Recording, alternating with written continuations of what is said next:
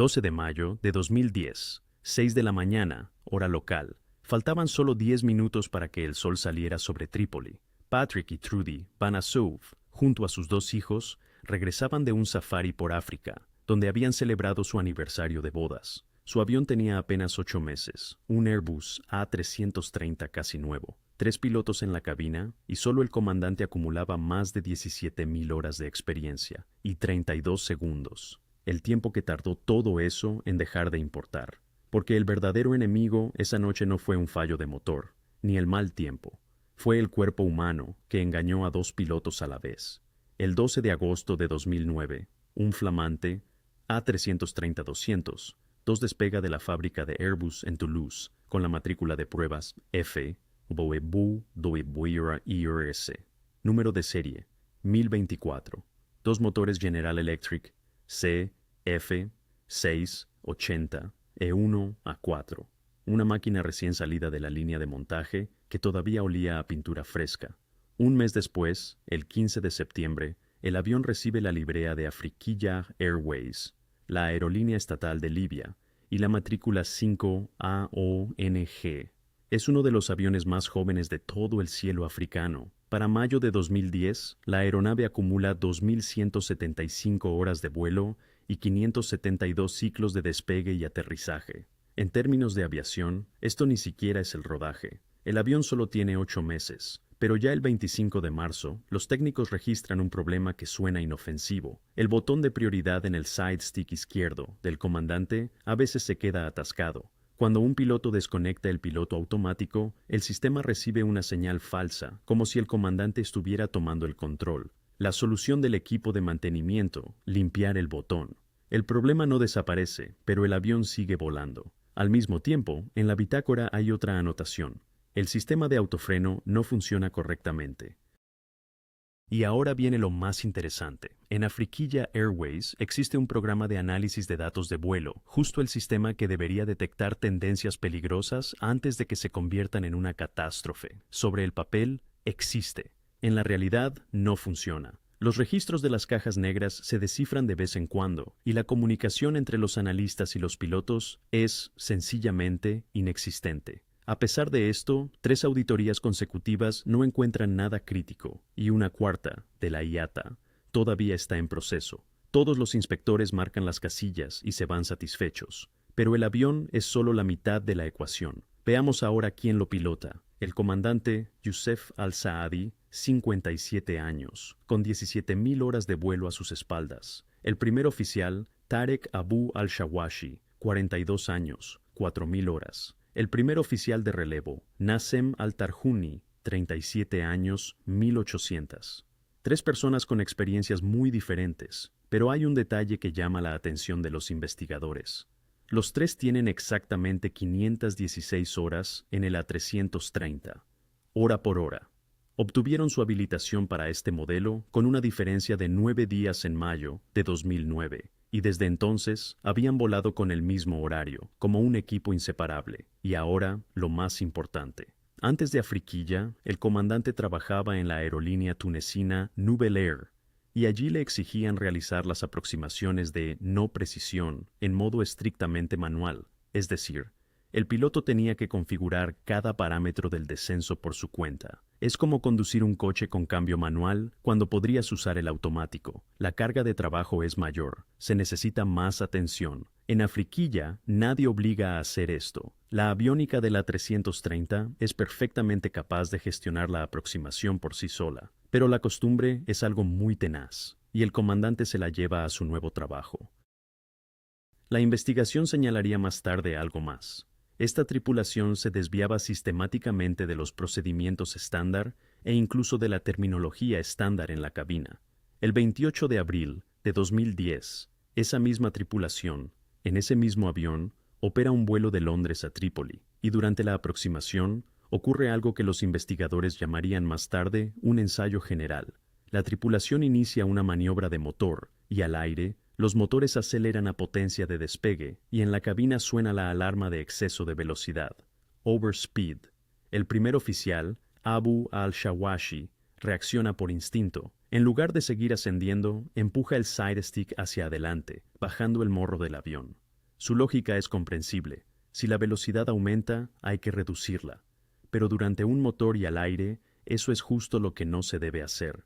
El comandante ve lo que está pasando, pero no interviene como debería. Al final, el avión aterriza sin problemas. Todos están a salvo. Y aquí es donde empieza lo crucial. Ninguno de los tres pilotos escribe un informe, ni a la aerolínea ni a la autoridad reguladora. A nadie. Y el sistema de análisis de datos de vuelo, que podría haber detectado esta anomalía automáticamente, como ya sabemos, solo existe sobre el papel. Afriquilla Airways no tiene ni idea de lo que ha sucedido. Exactamente 14 días después, esta tripulación se encontrará de nuevo en la misma situación, un motor y al aire, de noche, en el mismo avión. Solo que la próxima vez, el suelo estará más cerca. El 10 de mayo, la tripulación de Al-Saadi realiza un vuelo nocturno de Trípoli a Johannesburgo. Tras aterrizar, tienen 15 horas y 10 minutos de descanso. Formalmente, está dentro de la norma, pero el informe de la investigación señalaría que este tiempo posiblemente no fue suficiente para una recuperación completa. Imagínatelo, cruzas toda África de noche, duermes unas horas en un hotel y, poco después, vuelves a sentarte en la misma cabina para el vuelo de regreso. El 11 de mayo, a las 21:25, hora local, el vuelo 5 AONG despega de la pista del aeropuerto de Johannesburgo. Vuelo 8, U-771, destino Trípoli. Tiempo estimado de viaje, unas 8 horas y media. Precisamente porque el tiempo de vuelo excede el límite para 2 pilotos, hay un tercero en cabina, el de relevo. Se irán turnando para que cada uno pueda descansar. En la cabina de pasajeros viajan 93 personas, entre ellos la familia Van Assuv de los Países Bajos. Patrick y Trudy, con sus 2 hijos, vuelven a casa de un safari en Sudáfrica, donde celebraron su aniversario de bodas. La llegada a Trípoli está prevista para la madrugada, sobre las 4 de la noche, hora UTC. Este es el punto más bajo del llamado mínimo circadiano, el momento en que el cuerpo humano está programado para dormir, y tanto las reacciones como la atención se desploman. Cerca de las 3 de la noche, hora UTC, el vuelo 5 AONG entra en el espacio aéreo de Libia. Han pasado 8 horas de vuelo, queda poco combustible, y el avión es mucho más ligero. El centro de control de Trípoli autoriza la aproximación a la pista 09, con referencia al radiofaro TWB. Y aquí empiezan los matices. La pista 09 no está equipada con un sistema de aterrizaje por instrumentos, el ILS, ese que guía al avión por un haz invisible directamente hasta el umbral. En su lugar, la tripulación tendrá que realizar una aproximación de no precisión basada en el radiofaro, donde la aviónica ayuda con el rumbo, pero el perfil vertical lo controla el piloto. Es como usar un navegador que solo te indica los giros, pero tienes que frenar y acelerar a ojo. En la grabación de la caja negra se oye al primer oficial confirmar: aproximación NDB, pista 09.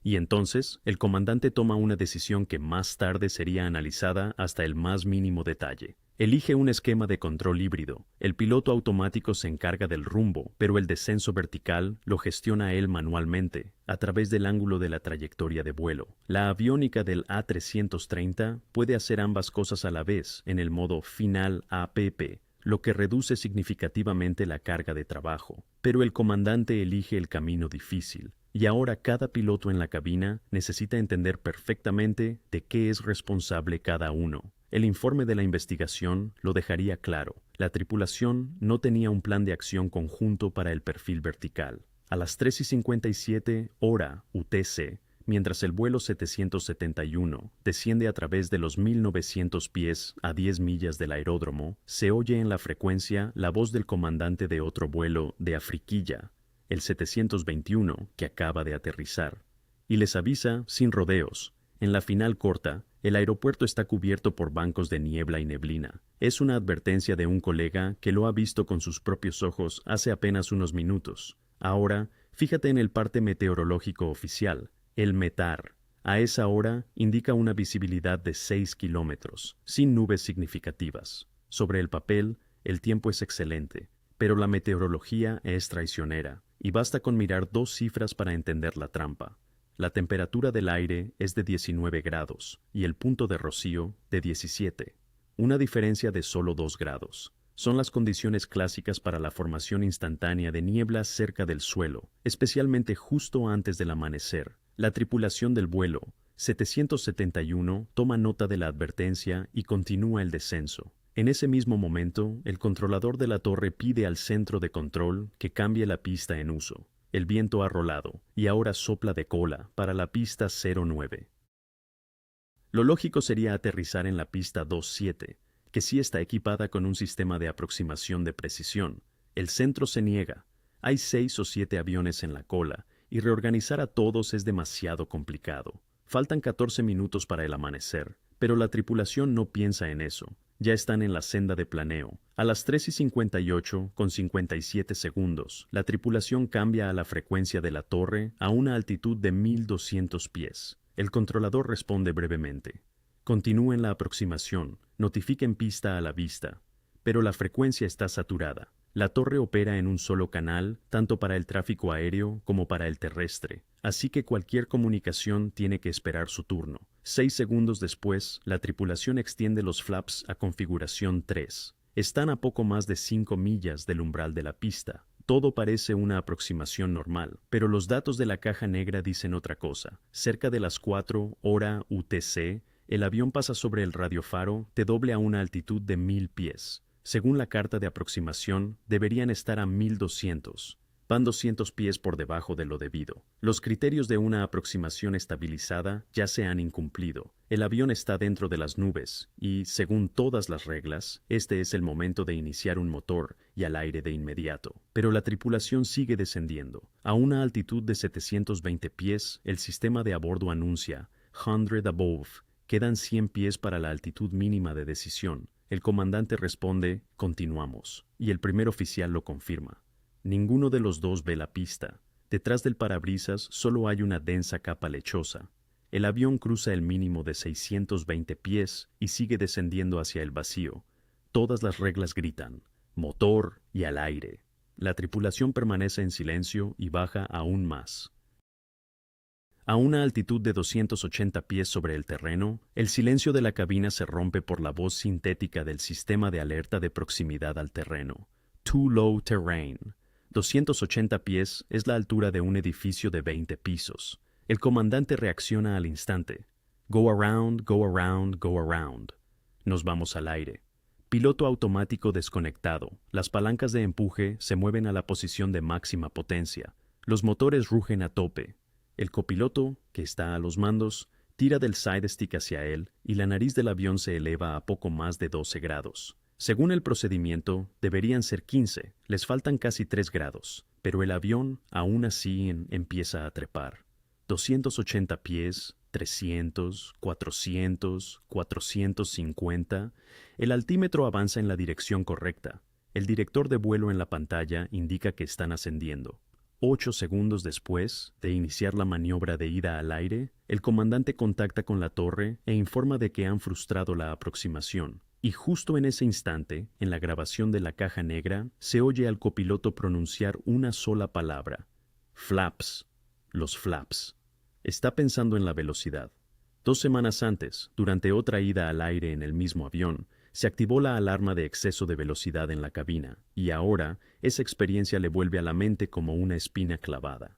En lugar de concentrarse en ganar altitud, su cerebro ya se está preparando para un problema que todavía no existe. Y es aquí donde entra en la cabina un enemigo invisible, contra el que ninguna experiencia sirve de nada.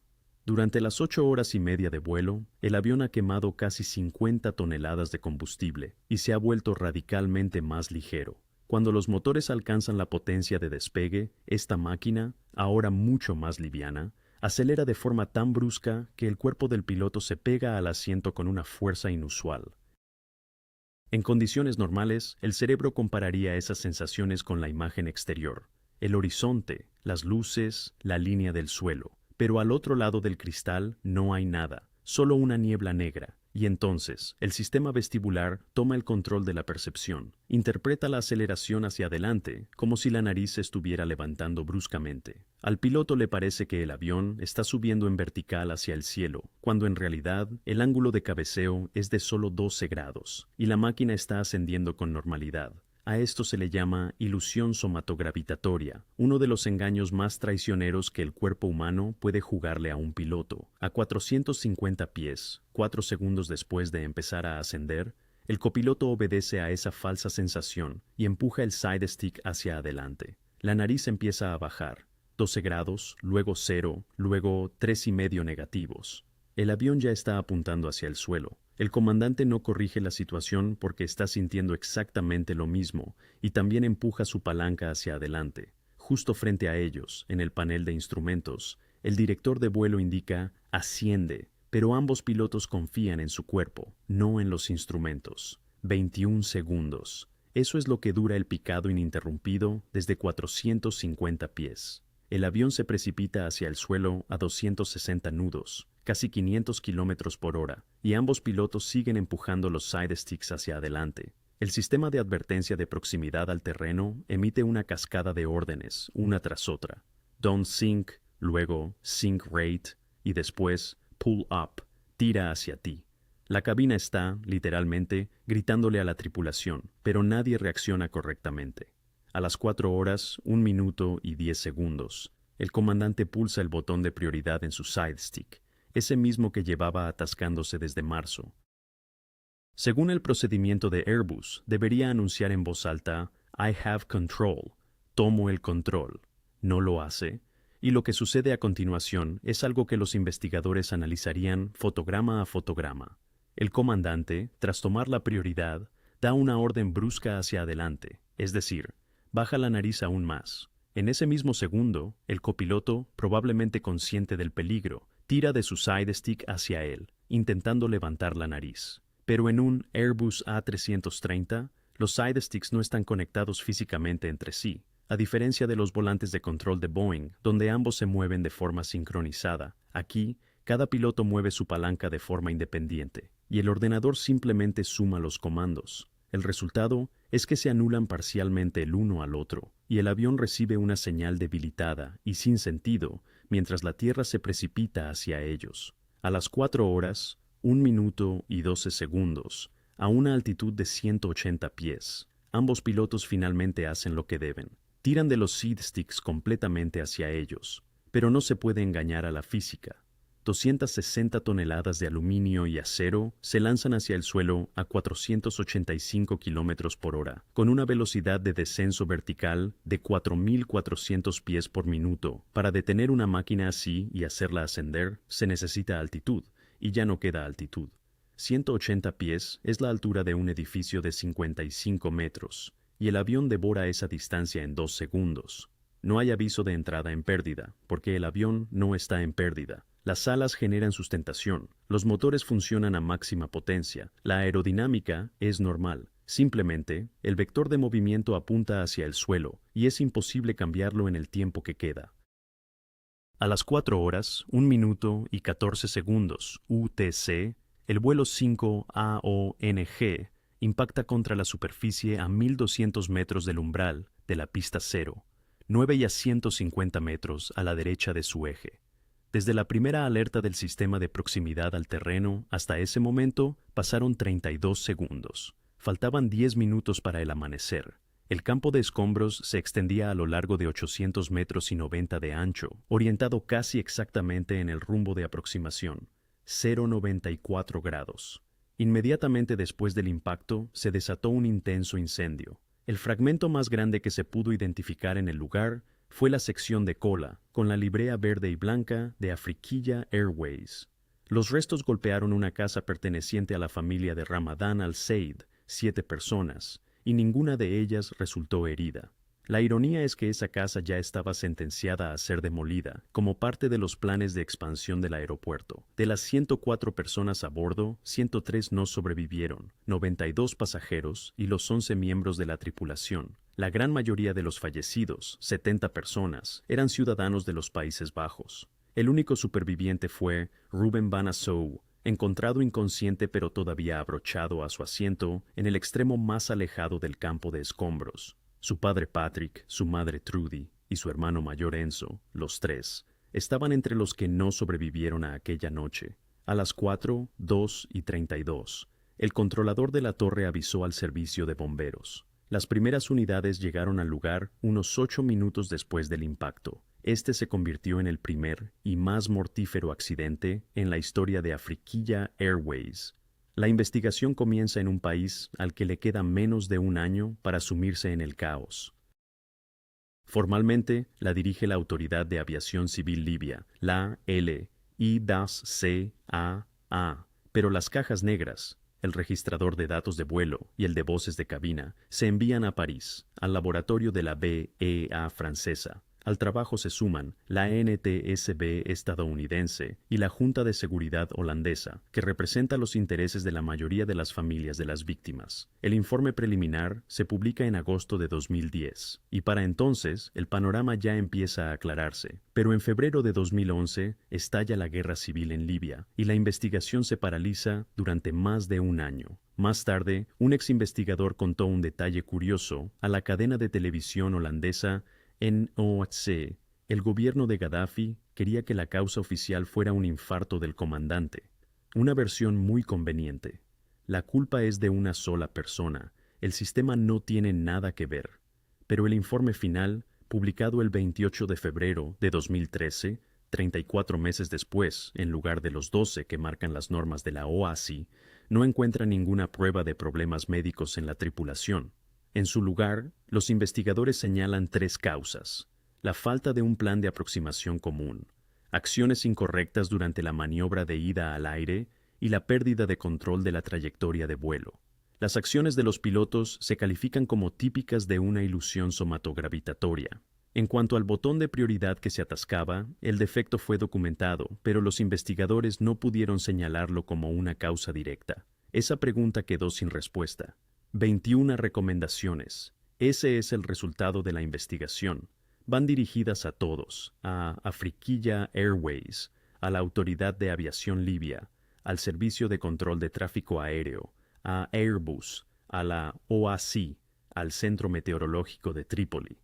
La lista se lee como un manual de instrucciones paso a paso para prevenir exactamente este tipo de catástrofe. Informe obligatorio de todas las idas al aire y situaciones anómalas, para que un incidente como el de abril no vuelva a desvanecerse en el silencio. Entrenamiento regular para pilotos en el reconocimiento de la ilusión somatogravitatoria. Un programa completo de análisis de datos de vuelo, ese mismo que solo existía sobre el papel. Normas de descanso para las tripulaciones en vuelos nocturnos largos. Modernización del servicio meteorológico, para que la brecha entre el informe oficial y la niebla real en la pista no se repita. Separación de las frecuencias de la torre para el control aéreo y terrestre. Airbus cumplió su parte. Revisó los programas de formación para el A330, poniendo énfasis en las idas al aire desde aproximaciones de no precisión y en las ilusiones vestibulares. Pero para la parte libia, las recomendaciones fueron como una carta al vacío. Para entonces, el país ya se había hundido en la inestabilidad y simplemente no había nadie para implementar nada. En abril de 2012, la Unión Europea incluyó a todas las aerolíneas libias en su lista negra. Tienen prohibido volar en el espacio aéreo europeo, y esa prohibición sigue vigente hoy en día. El número de vuelo 771 fue retirado para siempre y reemplazado por los vuelos 788 y 789. En aviación existe un concepto conocido como el modelo del queso suizo. Cada capa de protección tiene agujeros, pero están en lugares diferentes, y la amenaza se queda atascada en algún punto del camino. En el caso del vuelo 771, todos los agujeros se alinearon. El programa de análisis de datos de vuelo no funcionaba, y el incidente de abril pasó desapercibido. 3 auditorías pasaron por alto los problemas sistémicos. Los investigadores escribirían más tarde que los inspectores omitieron algunos puntos.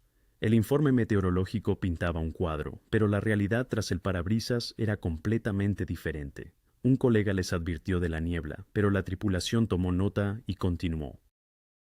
El controlador de la torre quiso cambiar a una pista equipada para una aproximación de precisión, pero el centro de control se negó. Pasaron la radiobaliza por debajo de la altitud reglamentaria, pero no iniciaron la ida al aire. Cruzaron la altitud mínima de decisión sin ver la pista, pero continuaron el descenso. La maniobra de ida al aire se inició correctamente, pero la ilusión convirtió el ascenso en un picado. El comandante tomó el control y movió la palanca en la dirección equivocada. 10 barreras, y ninguna detuvo la cadena de acontecimientos. Entre los escombros, en la arena, los investigadores encontraron una novela holandesa, Zoete Tranen, Lágrimas Dulces, abierta en la página 225. Alguien en la cabina de pasajeros la estuvo leyendo hasta el final,